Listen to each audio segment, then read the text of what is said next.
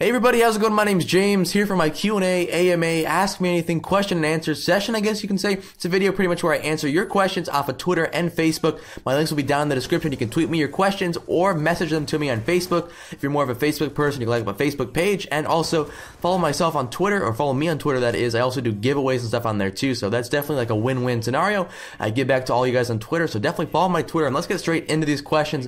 I got a bunch of questions, and this week is kind of different. I like to pick a variety of questions, so let's get straight into this. Now, the first question reads, do you think there's going to be hacking in Call of Duty Ghosts? Now, you can't have any game without, one or two people hacking, but, especially I think that Call of Duty Black Ops 2, was so complex, so much going on, so many new things that they did leave some holes, and there was actually a lot of hacking in that game, a lot more than I expected it to be.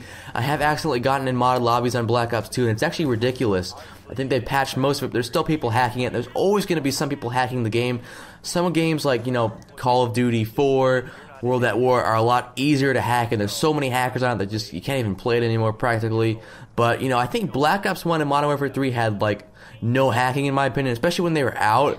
I don't think I ever got in a hacked or modded lobby during Black Ops 1 or Modern Warfare 3 to this date. I know there is a lot more now than there was during the game, but maybe I've just been lucky. I don't know. I've never really managed to get in a hacked lobby, which I'm very glad for. I do not like getting in that stuff because you can actually get reset. Even if you're part of the lobby, you weren't invited, you accidentally got put in there. I've known people to get reset from just getting put in the lobby, I guess. So if you get in one of those lobbies, immediately dashboard, turn off your Xbox, leave, turn off your console. But the new consoles coming out, it's going to be a lot harder to hack. There are going to still be people doing it, but it's going to be a lot harder to hack. And Infinity Ward, Mark Rubin talked about how he has all these new systems in place and stuff to actually prevent hackers from Call of Duty Ghosts. It was in an interview most recently, and he talked about how he wanted to make the game fun for everyone, and the game developers are essentially the parents, and it's their job to make the game safe for the kids. That's his words, not mine. Trust me, I wouldn't phrase it like that, but that's just how he put it. And he says he's putting a lot of effort in the crackdown on all the online abuse in Call of Duty, so definitely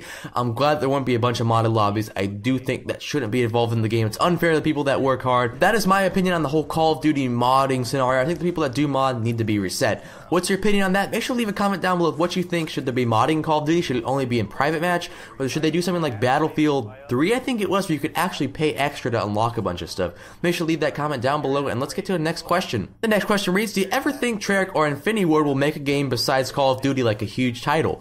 Now, what's pretty cool is Infinity Ward was actually working on a game that looked pretty much like Diablo. It was a Diablo clone, was the code word for it, I guess. But that was back in 2009 around the release of Modern Warfare 2, I think it was. They were working on a game and it was supposed to be kind of like Diablo. The developers, I think Mark Rubin talked about how he encouraged developers, or they were encouraged to work on other projects besides Call of Duty in the spare time and stuff, just to get the juices flowing and essentially just have some fun working on other games. They do have fun having a little bit of variety in the studio. But either way, Mark Rubin talked about how he encourages their developers to have a creative outlet place where they can just, pretty much go and screw around with games and stuff and work on making something of their own, something a little bit more unique, different from Call of Duty. They do encourage that, and they try to, just get some cool ideas from that. That's actually what Rubin said. And the Diablo game from Infinity Ward is the only one that I know of right now that they quit out in production. There's probably a bunch more, but that game didn't get too far from what I've heard. I have no clue what they're working on now. Like I said, this game is from 2009, which is back around the release of Modern Warfare 2, so it is a little while ago, but definitely so cool to see that Infinity Ward was actually working on like a Diablo clone. It's pretty cool, especially for Infinity Ward. You think of them as Modern Warfare, Call of Duty, not Diablo, so it's pretty cool to see, this type of studio working on a game like that. And definitely, you can see the developers' capabilities. And maybe, if they don't choose to continue Call of Duty, maybe they'll do something else and they can definitely be creative and make a good game. Because they are great with Call of Duty, but I definitely know Infinity Ward has the skills to make a killer game no matter where it is, what type of genre it is. They can probably do a killer job making, maybe even like a RPG game. I don't know. I definitely like to see Infinity Ward's capabilities to make games besides Call of Duty. Next question, are you going to PAX Prime 2013? And no, I'm not. I apologize for that one. A few people asked me if I was going, and I'm not going to PAX. I kind of wish I could, but then again, I kind of don't. I mean, a lot of people that went to PAX were over 21. They all went out drinking and going to all this, bars and places and just partying. Not over 21. I'm actually under 18 right now, so I couldn't be able to do any of that. And I don't really know what I do. I don't really know anyone else going. So, I'm definitely a little disappointed. I would have liked to meet up with some people. That would have been fun. Maybe in a few years to come, I might go to an event or something. But as of right now, I didn't go to PAX Prime. But there's a bunch of stuff going on right there. Everyone seems to be having a great time. All these booths and stuff. PAX Prime definitely looks sick. And, I have seen highlights from it, the competitive gameplay of it. And it looks pretty cool. I'm kind of, disappointed. But I have been watching it from the safety and comfort of my computer screen in my office, I guess you can say.